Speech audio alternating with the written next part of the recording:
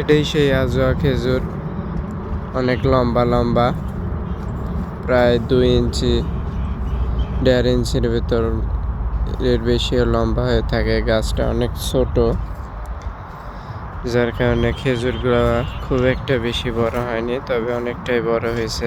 পেকে গেছে অনেকগুলা, পাখি খেয়েছে, অনেকগুলা ভালো আছে, অনেক সুন্দর। এত ছোট গাছে এত পরিমাণে খেজুর, খেজুরটা কত লম্বা, প্রায় আমার 1 আঙ্গুলের সমান।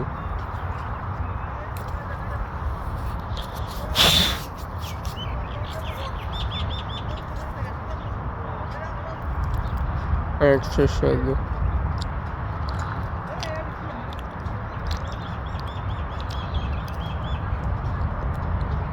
অনেক লম্বা, কাঁচা অবস্থায় লাল,